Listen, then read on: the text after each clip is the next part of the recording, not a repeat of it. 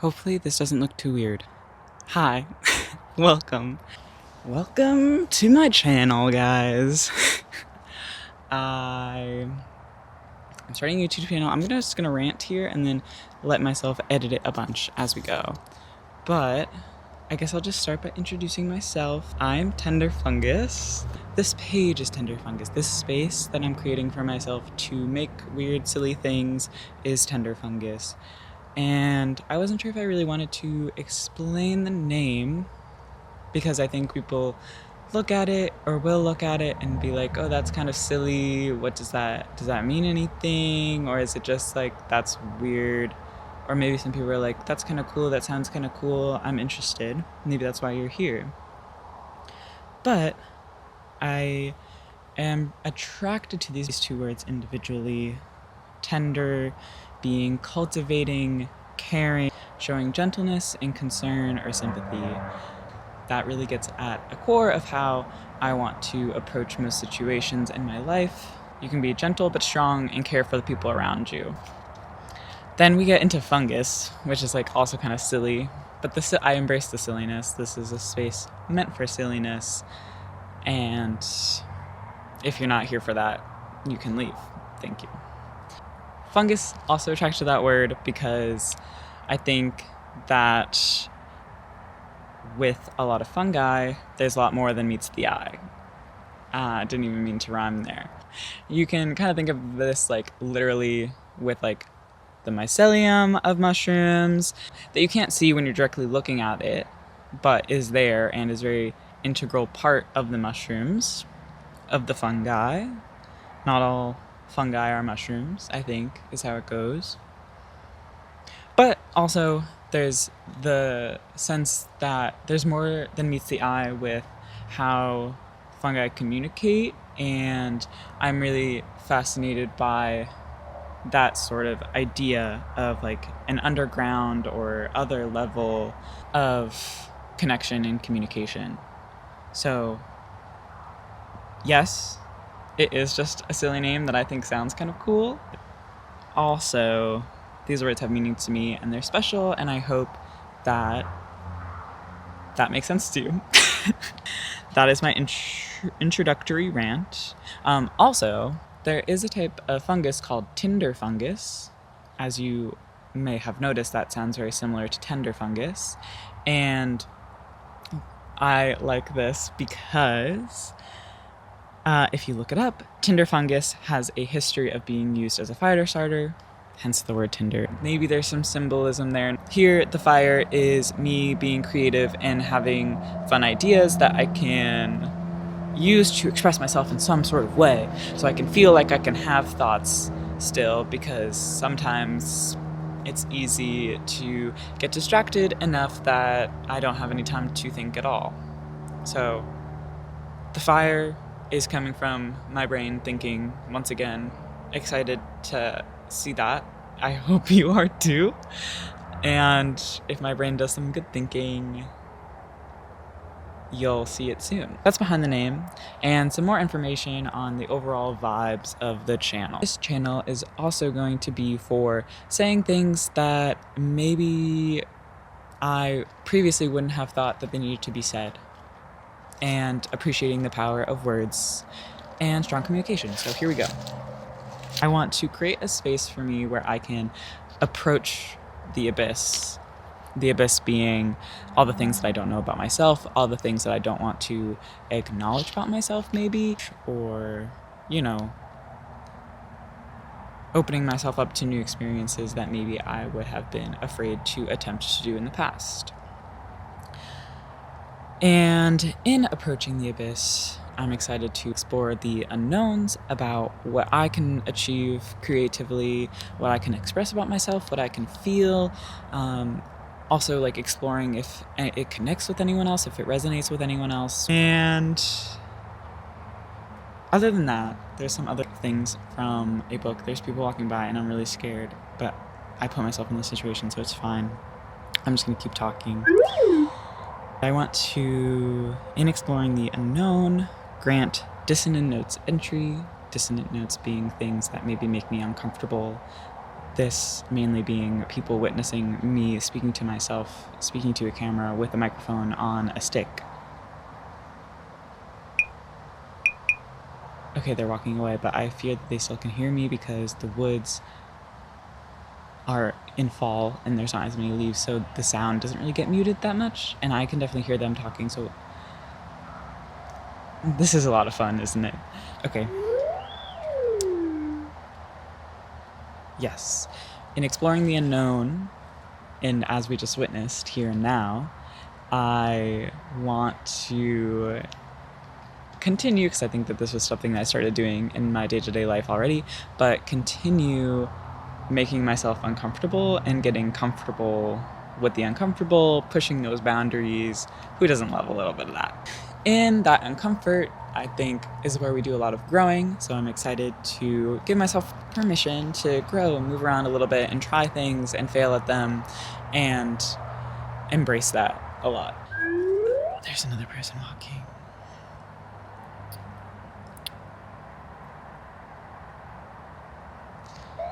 Songs that have dissonant notes that can make people upset. You know, with the dissonant notes, we can think of our uncomfortable experiences being dissonant notes. Also, like, when listening to these dissonant songs, it provides a healthy way of acknowledging that those feelings can exist and helping you be able to process those feelings when they're brought up in a situation that's even less in your control. So I want to start embracing my own dissonant notes, in a sense, to get more practice feeling different things, how I act when I feel certain things, etc., etc. I'm having a lot of fun. I'm excited to see how I grow and see how I change in response to feeling and not being afraid to look those things that make me feel stirred or discontent or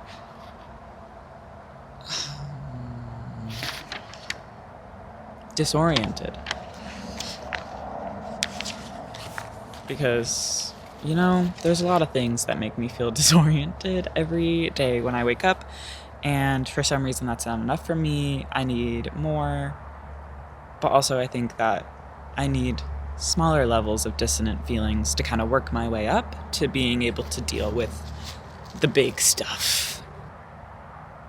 Okay, and a lot of this, like, wording, like, specifically with the abyss and, like, even dissonant notes and kind of this idea as a whole was inspired by Animal Joy by Noir Al-Sadir. I highly recommend. It is from the author's point of view, who is a psychoanalyst who went to clown school, kind of to write this book. The way that it comes off to me is that she kind of gives a rundown of her experiences in letting her inner child actor out some more, and how her studies as a psychoanalyst influenced or gave her a unique way of thinking about that.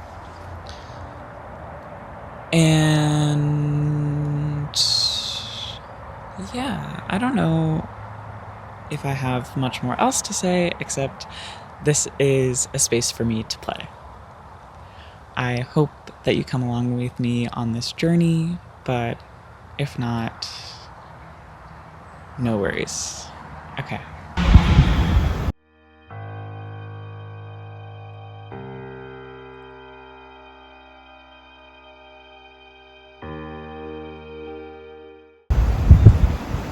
Also, you might be thinking, or I might be thinking to myself as I get down spirals, there's kind of a lot going on. Do you really want to be posting more junk on the internet? There's kind of a lot of that already.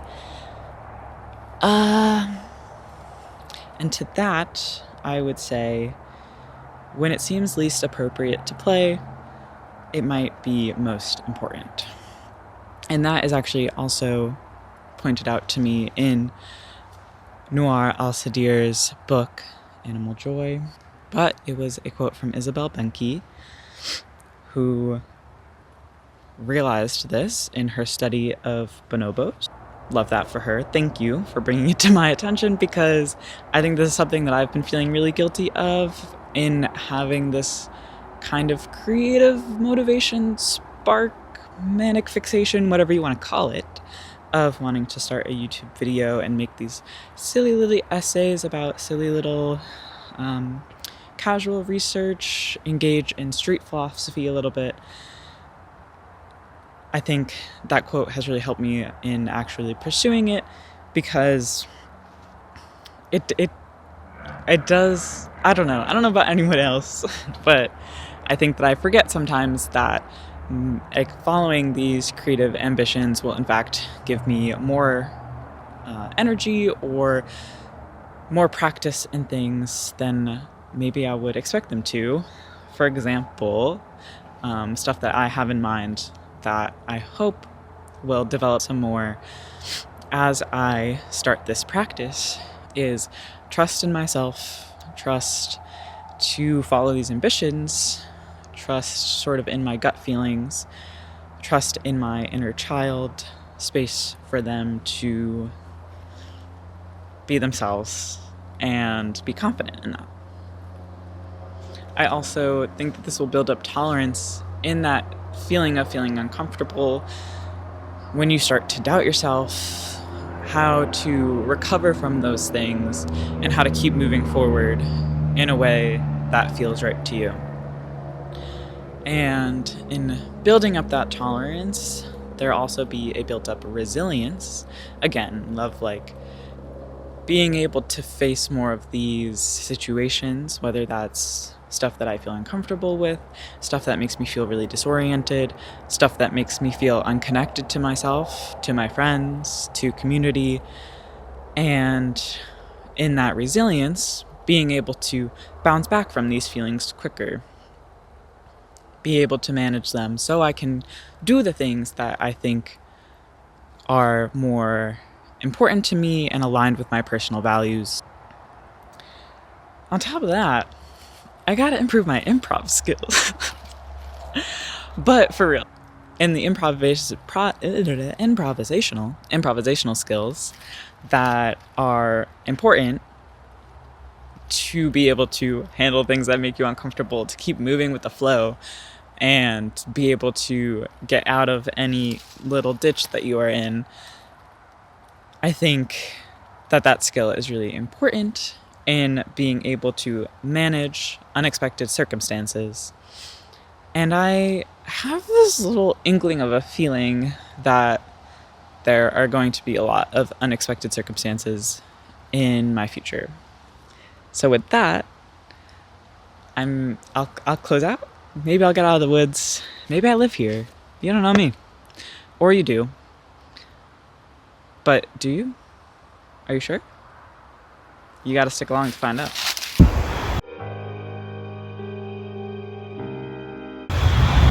I wanted to get in close and say that these videos will probably have a lot of things in common of my favorite YouTubers and video essayists. I also have to shout out Memoria Matters. She truly inspires me with everything she does. I think she's created a really special vibe on her channel that is, I think, in a way that I also want to make for myself is for her, and people come along for the ride. At least that's how I feel. And especially I love her original series, self-care, self-scare, and self-growth. Those like 3 categories really all speak to me, of letting yourself do what you want, reconnecting with your inner child, and getting a little spooky with it. I also have to shout out Ennie Austin. I am a huge fan of his work as well. The street philosophy being thrown into videos, and the idea of having fun little research projects, casual research, but also the most in-depth research. Please go check out his videos as well if you are at all interested in cool things. Thank you to everyone who inspires me. Thank you to you if you're watching this and you follow along. And thank you to myself for being me.